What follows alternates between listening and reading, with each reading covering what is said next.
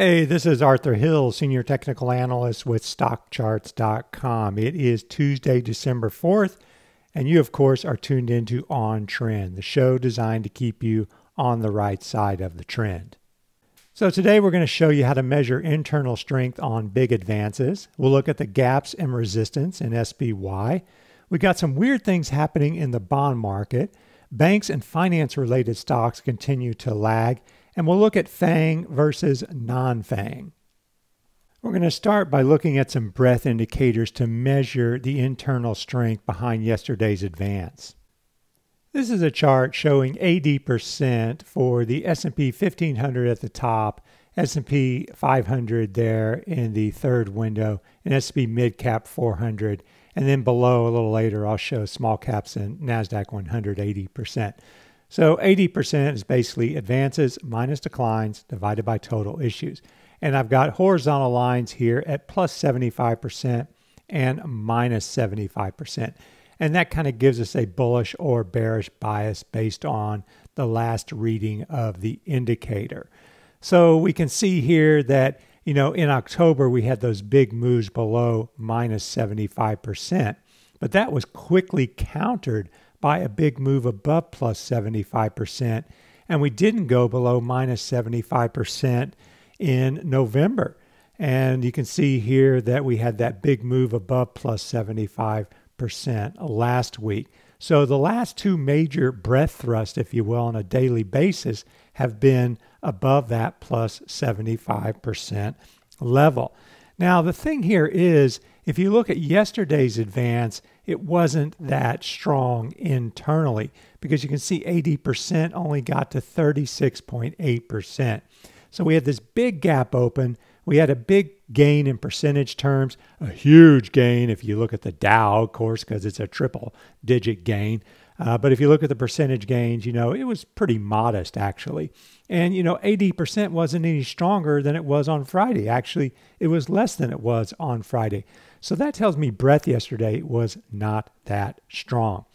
Now, when we look at large caps, this is the S&P 500 here in the third window. We got the breadth thrust in October, and we got some readings above 75% in November and here in late November as well. So until we get that thrust below minus 75%, the S&P 500 could continue to trade range bound or even continue working its way higher.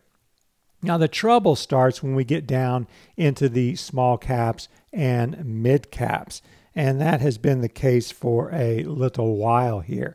So you can see here that with mid caps, we had a reading below minus 75%, as well as with small caps, but they all rallied there in the last week of November, all moving above plus 75%.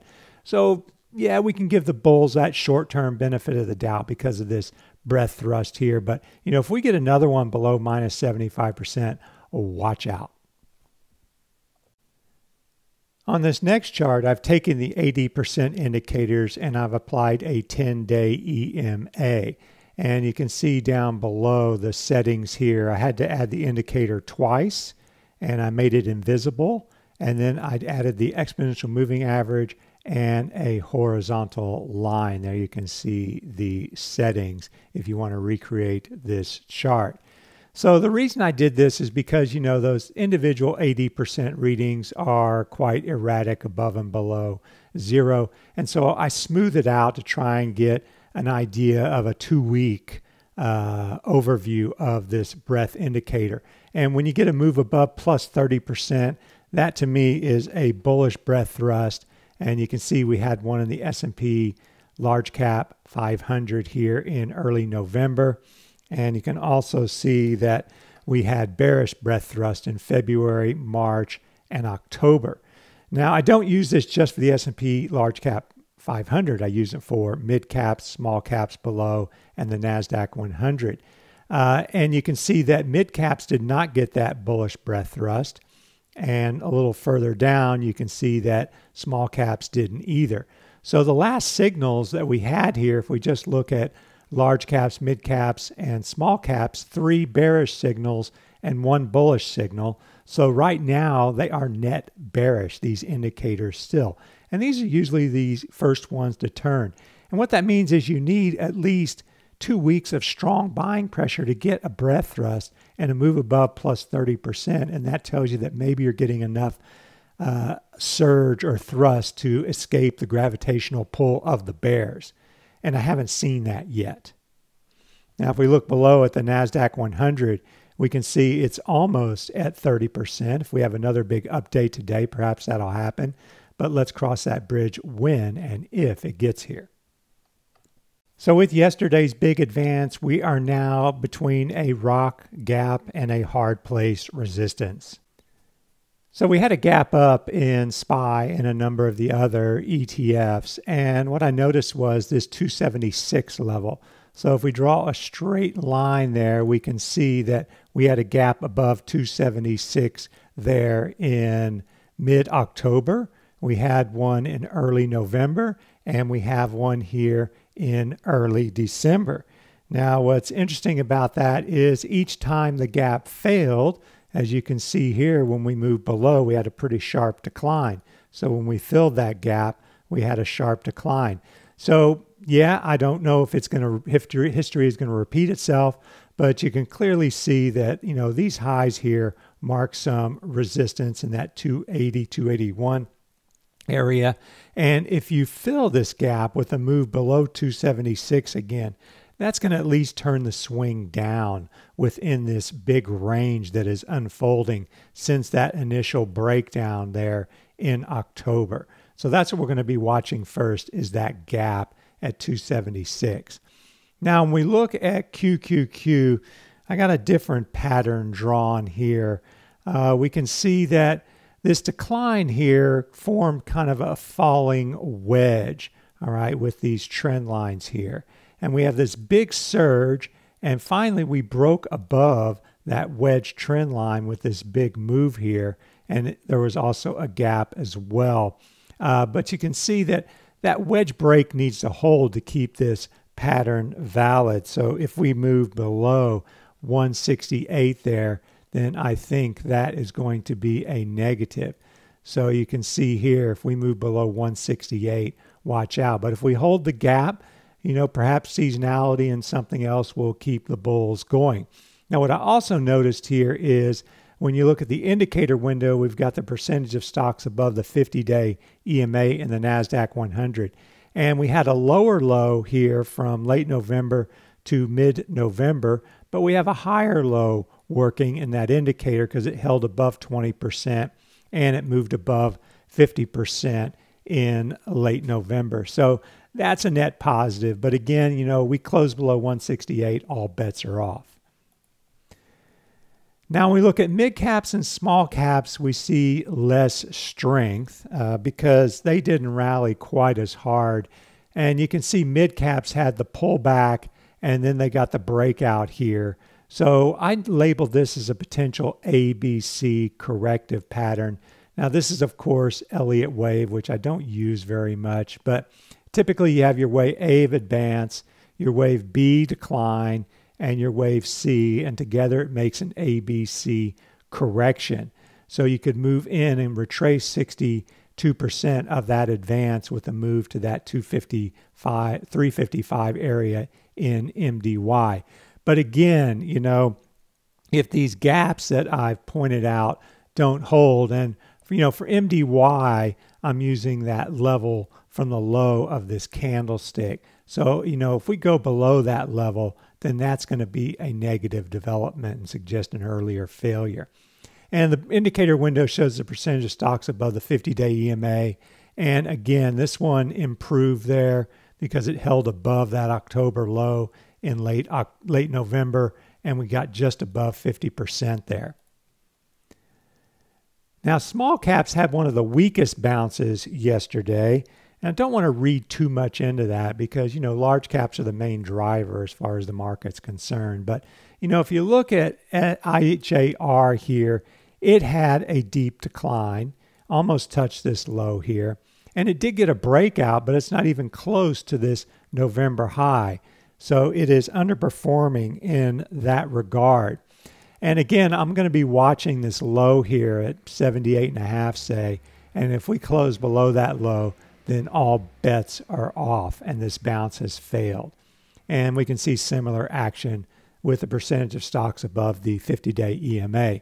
The symbol is over there on the left. You can see it is explanation point, GT50, and then SML for small cap, MID for mid cap, SPX for S&P 500, NDX for NASDAQ 100. Despite this big risk-on day yesterday, there are some abnormal happenings in the bond market. So if we look at the sectors quickly here, we can see that only 2 moved to new highs for 2018 on Monday. So we have this big risk-on advance, but only 2 sectors are really leading. We look at technology, it's not even close. Communication services, not even close. Financials, not above their November high there. Industrials, there's right there at the 200-day moving average. Healthcare is strong, though. It's on the verge of a 52-week high.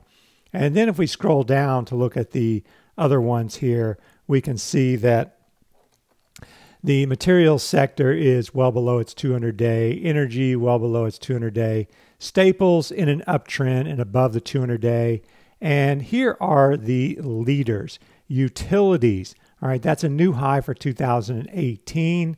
And we can see REITs, a new high for 2018, and using dividend-adjusted data, total return data, both of them hit 52-week highs because that pink line shows the 255-day high. So these are the real leaders out there. And in a big risk-on day, I wouldn't expect utilities and REITs to be the leaders. Now, I'm very hesitant to apply a reason for something happening in the market because I'm of the opinion that there are so many underlying reasons out there for a move, and the ones you're seeing on the headline are probably not the real reasons because the big money is looking past the headlines and seeing something else. So, I see this, big move in oil. I don't know what is driving it, but I know oil moved to a 52-week low. So that tells you that inflationary expectations are coming down. And that could have helped the advance that we've seen in the bond market over the last few weeks. But what's interesting is we have this big risk-on day, allegedly, yesterday with oil moving higher, but that's after a new low. Stocks moving higher. Of course, they're still rebounding after the October decline. And we've got bonds moving higher yesterday. So there wasn't much risk on active in bonds. In other words, you expect bonds to move lower if money was moving into riskier assets because bonds are safe haven assets. And what's also interesting here is you can see there's that 200-day coming down, and the unadjusted IEF 7 to 10 year bond ETF is above the 200-day for the first time in this year, basically. And you can see the 10-year yield has broken below that November low there. And so it has been moving lower. So that is a potential negative, I think, for the stock market, because I don't think bonds should have been moving higher when stocks were moving higher with this big risk-on trade happening.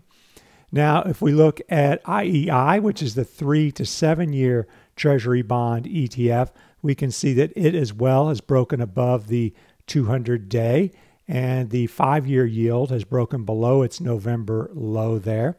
So it's moving lower.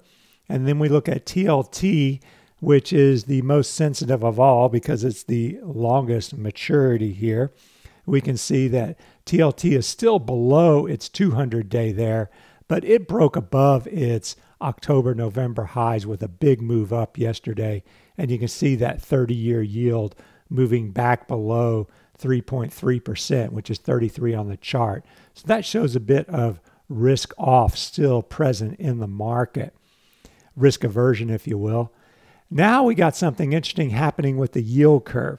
And I know that the 210 yield spread is the most important measure of the yield curve. But if you see the 5-year and the 2-year yield are now equal. There they are, the green dashed line and the blue line. And you can see the actual values over there on the upper left here. Both are at 2.83%. And that is kind of unusual because you would want to see the 5-year above the 2-year. That shows a normally sloped yield curve. With the 5-year moving below the 2-year, we've got a little bit of inversion happening here. And if the 2-year gets above the 10-year, then that will complete the inversion process. And if we look at that 10-year minus 2-year chart here, you can see it's been moving down pretty much all year. And you had a little bounce in September, but it turned back down in October and is now at its lowest level of the year, basically.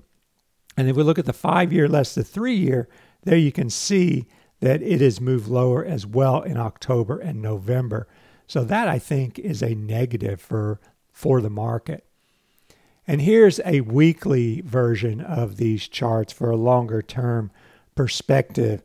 But you can see here, there's that 2-year and 5-year becoming equal. 30-year still above the 10-year, 10-year still above the 2-year. But we are watching that closely. The finance-related industry group ETFs are still lagging, and we'll also look at 8 stocks. So here is XLF, the finance SPDR, and we can see that, it had a big 10% move there from October to early November, pulled back with a wedge and got the wedge breakout.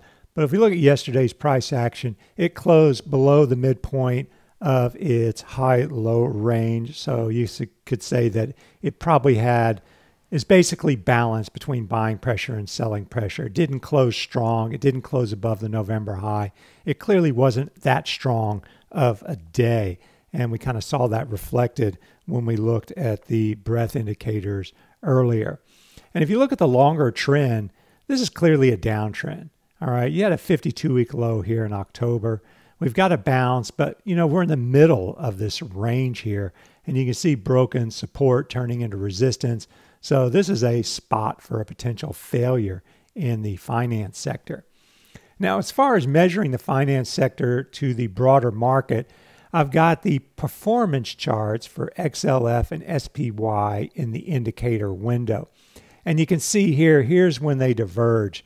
SPY, which is the gray line, was moving higher here in June, but the finance sector moved lower, and it pretty much stayed an underperformer. And then you can see that it started down harder in September, October, and was already below that summer low. So it was lagging on the way down as well. When we look at the broker-dealer iShares, we can also see weakness here because, that's a 52-week low. If you see a 52-week low within a few months, it's probably a chart to just move on. And it's one of the weaker charts out there, and it's probably not anything you want to be involved in, personally, I think. But, short term, you got the bounce, you got the pullback to the breakout zone. It looked like we were breaking out, but we got a weak close yesterday.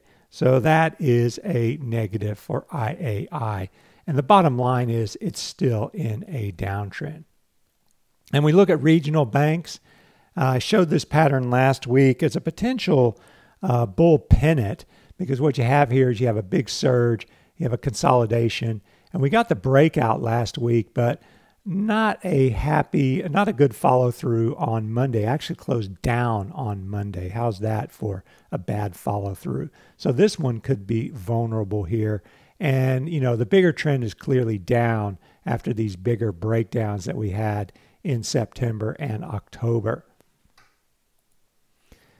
Now, if we look at some stocks, of course, not all stocks are equal in this sector or, in fact, in any sector. I can look at a lot of industry groups and I can see some strong stocks and some weak stocks. And that's probably why the market is so bifurcated and so choppy and not really moving anywhere. Here we look at American Express, part of the finance sector.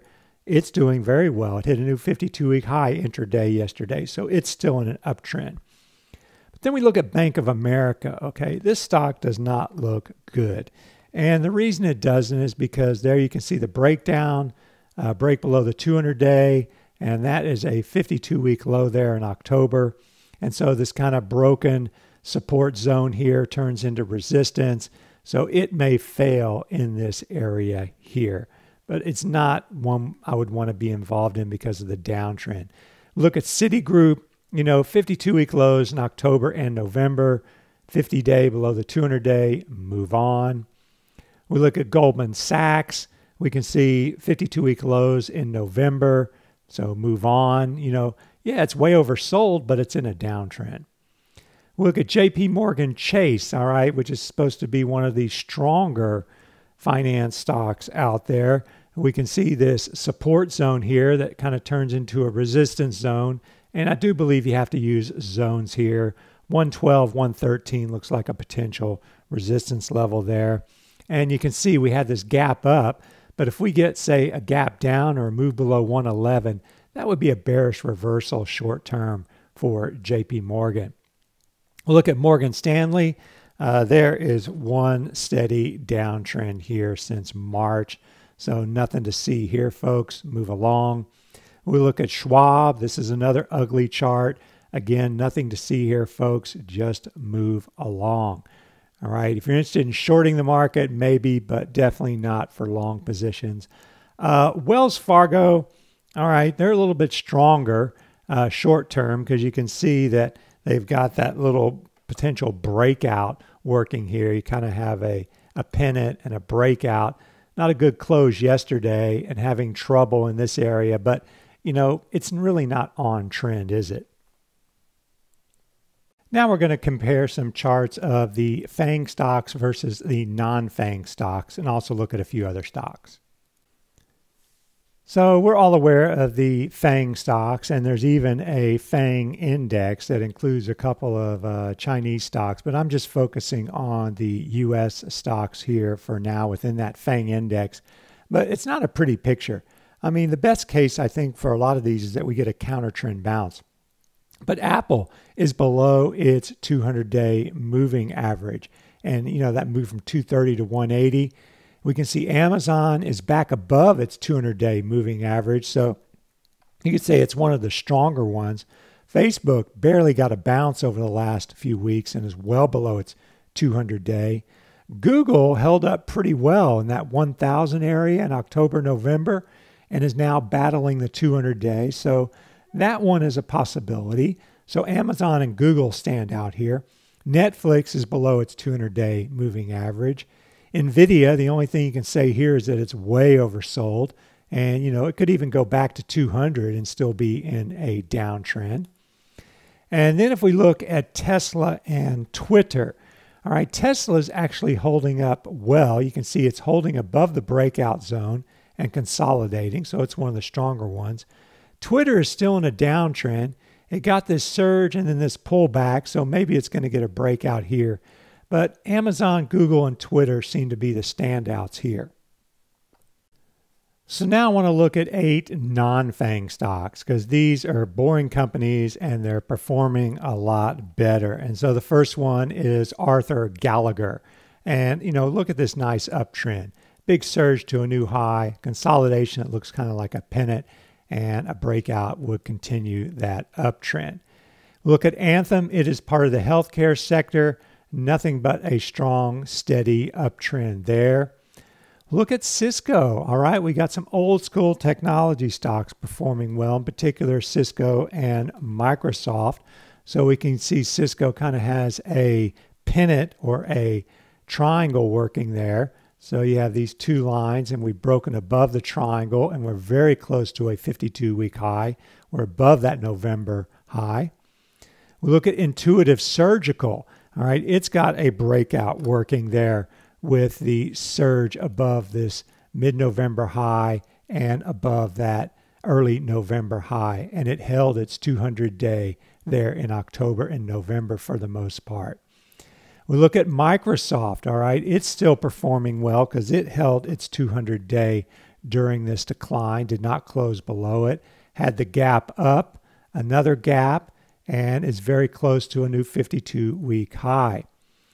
Pfizer, part of a strong pharmaceutical group. I highlighted Pfizer last week. Visa, part of the mobile payments move that's going on, but you can see holding that 132 area 3 times and then surging. So it's still one of the stronger stocks. and Walgreens Boots Alliance, another pharmaceutical that's in a very steady uptrend. And of course, if you have any questions, comments, or feedback, you can always send an email to askarthur@stockcharts.com. I can't answer every email, but I promise to read and consider. Today's question regards moving averages. Sometimes I use simple, sometimes I use exponential. Which one is better? Which one do I prefer? So this chart shows the S&P 500 with the 50-day simple moving average in the top window and the 50-day EMA in the bottom window. And in general, if I'm comparing the actual price level to the moving average, I'll prefer a simple moving average because it just gives you an idea of where price is relative to the previous or the average over the previous period. So you can see, in general, you're trending up when above and down when below. Now, I use a 50-day EMA if you're more interested in direction of the EMA because prices are, of course, weighted more towards the more recent prices. So you can see that it is going to turn down sharper and sooner than the simple moving average is because it's more weighted towards these prices that have moved lower. So if you're interested in the direction of the moving average, I would prefer the EMA. But if you're interested in price relative to the moving average, I would use the simple moving average. And finally, here are a few bearish and bullish stocks to watch going forward. First, a few bearish setups here. Here's CBS, and it seems to be having some trouble here. You can see it's got that gap down and break below that trend line and below the 200-day simple moving average. And even when the market was up yesterday and the previous Friday, CBS was down. So this one is looking vulnerable. Federal Express is one that is in a downtrend and could be poised to continue lower. There's the clear downtrend underway. We had a clear breakdown with that decline in October. And now, maybe we've got some sort of a wedge forming. And say if you break 225, that might give way to lower prices. VMC, Vulcan Materials, is in a resistance zone. You can see the support break there turning into resistance. And it had trouble on Friday and Monday. So this one could be vulnerable to further weakness as well. Now, an area I'm seeing strength would be networking. All right, here is Ciena. And Ciena is in a strong uptrend over the past, for the whole year pretty much. And it got hit hard, but it's rebounding. So this, as a group, I think is showing strength. I showed Cisco earlier. There you can see Cisco again with that breakout that it's getting. And Finisar, it's gotten a little bit ahead of itself, but it's clearly more bullish than bearish after breaking above this resistance level with a massive gap and a surge. So it is looking like it wants to move higher. And then finally, we have Juniper Networks showing some strength recently.